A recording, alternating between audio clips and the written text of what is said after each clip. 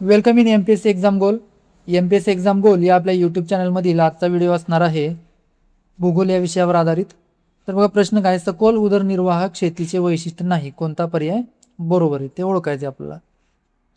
तर राज्यसेवा पूर्व परीक्षा 2024 मध्ये विचारलेला हा प्रश्न आहे, खालीलपैकी सखोल उदरनिर्वाह शेतीचे वैशिष्ट्य नाही.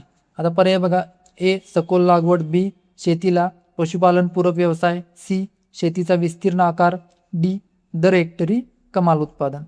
आता पर्यायी उत्तरे काय आहेत बघा, एक फक्त ए, दोन बी आणि डी, तीन फक्त सी आणि चार बी, सी आणि डी. तर मित्रांनो, आजचा प्रश्न भूगोलातील शेती या घटकावर आधारित आहे. हा प्रश्न फक्त पाठांतर करून सोडवता येत नाही. सखोल उदरनिर्वाहक शेती ही संकल्पना समजली तर अशा प्रकारचे अनेक प्रश्न तुम्ही सहज सोडवू शकता. प्रश्न आहे, खालीलपैकी सखोल उदरनिर्वाहक शेतीचे वैशिष्ट्य नाही. आधी प्रश्न व्यवस्थित समजून घेऊया. तर सखोल उदरनिर्वाहक शेती म्हणजे नेमकी काय? तर सखोल म्हणजे कमी जमिनीवर जास्त मेहनत घेणे. उदरनिर्वाहक म्हणजे मुख्य उद्देश बाजारात विक्री नसून स्वतःच्या कुटुंबाच्या गरजा पूर्ण करणे. ही शेती प्रामुख्याने भारत, चीन, बांगलादेश, जपान यांच्यासारख्या लोकसंख्या जास्त असलेल्या देशांमध्ये आढळते. जमीन कमी असते पण मेहनत खूप घेतली जाते.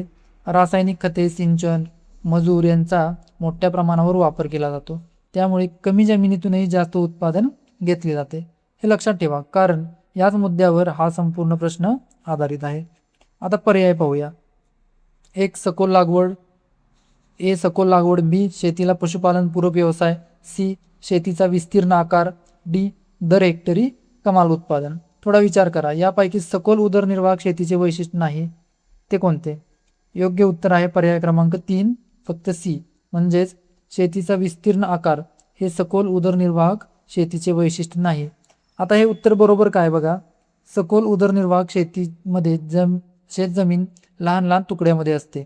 परत बघा, सखोल उदरनिर्वाहक शेतीमध्ये शेतजमीन लहान लहान तुकड्यांमध्ये असते.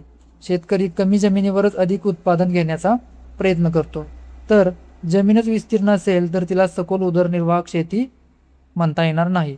म्हणून शेतीचा विस्तीर्ण आकार हा गुणधर्म चुकीचा आहे. आता उरलेले पर्याय का बरोबर आहेत हे समजून घेऊया. सखोल लागवड, पहिला ए आहे तो सखोल लागवड, हा पर्याय अगदी बरोबर आहे, कारण सखोल या शब्दाचा अर्थ आहे कमी जमिनीवर अधिक मेहनत घेऊन लागवड करणे.